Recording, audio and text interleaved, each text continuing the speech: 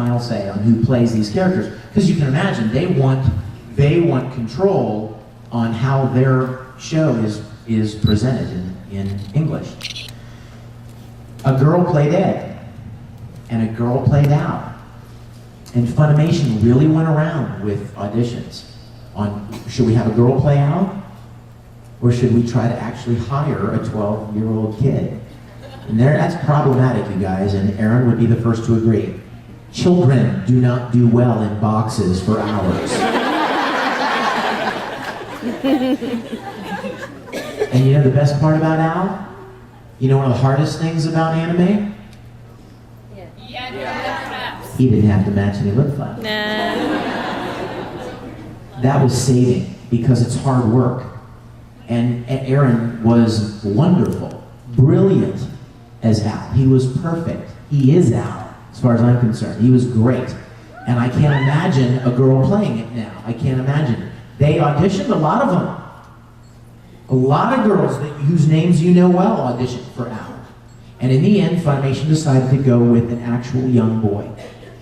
And Aaron was perfect. But even Aaron will tell you stories, and Mike McFarlane will tell you stories of Aaron getting so stir-crazy in the booth, and Mike having to pull performances out of him because he was like, I want to get high, I want to... And Mike would promise him 10 minutes in front of the video to play Halo if he would just give him one more line, you know? So my point is, I'm sorry, I'm getting off track because I have so many stories to tell you, but girls played those characters in Japanese.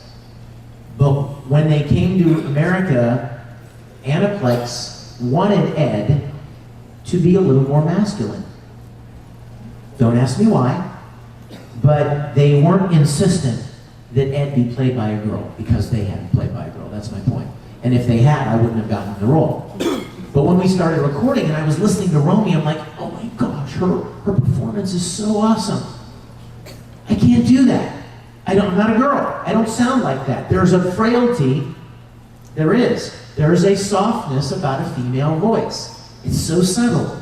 But that's how you can tell girls from boys a lot of times. Even girls that have husky, deeper, heavier voices. There's something about them that is just ever so slightly female. Romy was the same. And you know what? It works brilliantly for Ed and Al because you feel that tenderness inside them. You know what I mean? You feel like they're children and they're kids thrown into this huge, this huge world. And so that element works well. But they wanted Ed to be more of a boy, more of a male in English. And so, thank God, they did, because that's why they chose me. Because they were okay with the fact that I didn't sound like Romy. Thank you. Thank you. Sometimes the Japanese provide great inspiration, and sometimes their performance may not be any better than the English performance. There are thousands of animes out there, and because there are thousands of animes, there are thousands of different qualities of anime and performances and dubs. And you know what? Let me just say this in ending this question. If you like subtitled, if you like Japanese only, if you're a purist, God bless you. Go watch it, enjoy it for the rest of your life.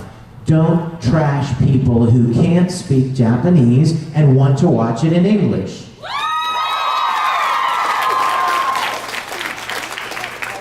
There's nothing better about you because you want to watch it in Japanese. I'm sorry to tell you. You may want to believe it, but there's not. There really isn't. It's a matter of taste. Live and let sub. Live and let dub. That's what I said. I mean, if you like the English, God bless you. Enjoy the English. We work hard to do the best we can for you. If you like Japanese, enjoy the Japanese. God bless you. Don't trash on each other. What's the point? Just enjoy it together. Okay? Somebody have another question?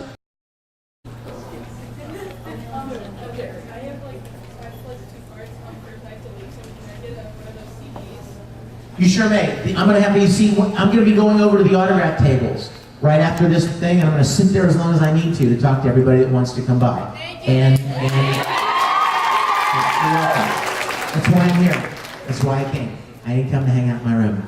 And as long as these last, you may have them. I will ask you this: don't take a whole bunch.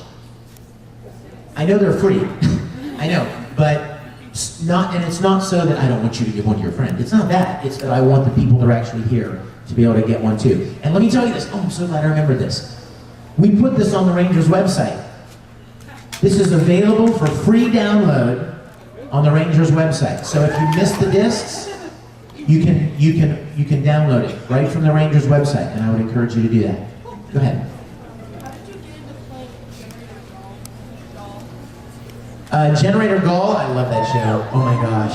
If you guys haven't seen Generator Gall, you gotta get it. You guys, it's 12 episodes. I mean, you can watch it like in one day, and it's a wonderful show. It's such a great script, and the characters, the voice actors really did a great job. Monica and Rosie Curtis, that's just great. It was just simply Stephen Foster. I had not yet worked with Stephen, and he said, he called me and he said, I'd like you to come in and audition for this show. And I went in and auditioned, and I didn't even know what I was doing. This was like 3 or 4 shows in. And I went in and auditioned, and a couple of days later he called me and he said, okay, I want you to play Gall. I was like, cool, who's that? And he's like, the show's called Generator Gall. Oh, that's good then. He's like the guy, right? And he's like, yeah. So we did it, yes. What about when you met the director of May and you told him about how you were Gall? Oh yes, this is a cool piece of trivia. When I was at Otakon in Baltimore a few years back, they also had as a guest Seiji Mizushima, who is the Japanese director of Full Metal Alchemist. And I mean, you want to talk about fanboy moment. I was like,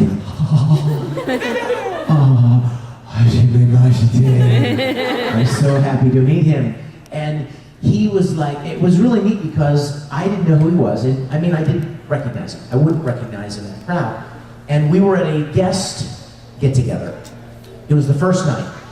And I'm standing there talking to, I think it was Mike McFarland actually, talking to Mike, we were both guests. And somebody taps me on the back. And I turned around and it's this nice, Japanese gentleman. He has this cool little cap on, and he has a translator with him. And I turned around, I'm like, and the translator says, he loved your work in Full Metal Alchemist. And I was like, thank you. Arigato gozaimasu. Thank you. And he says, he is Japanese director of Full Metal Alchemist. I heard you were going to be here. Of course, he didn't understand any of this, right? I'm rambling, and he's probably thinking, he's retarded. But I'm like going on, and I'm so excited. And so I said, thank you. I love what you did with Full Metal Alchemist. One of the most brilliant pieces of work I've ever seen. And he's like, thank you. And I turn around. Taps me. I turn around. Yes. And the translator says he wants to take a picture with his phone and send to Romy Park, Pakistan, so she can see who plays Ed in America. I'm like, okay.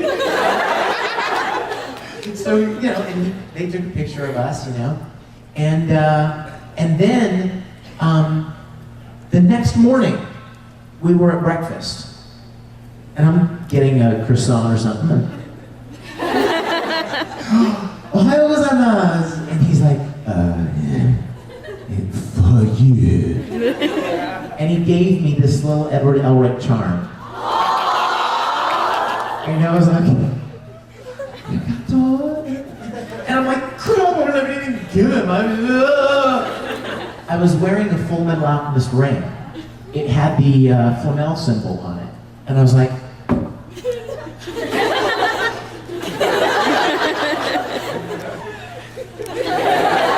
and I gave it to him. He said, no. Okay, fast forward, 3 hours later, we're in the midst of the con, and this is Otakon. This is like 30,000 people, right? And like there's this breezeway, and it's wider, like see the back of the wall? It's like that wide, and there's just this huge highway of people flowing, right? And I've got security people taking me someplace, and I look over and I hear, hey! And I look, and that far away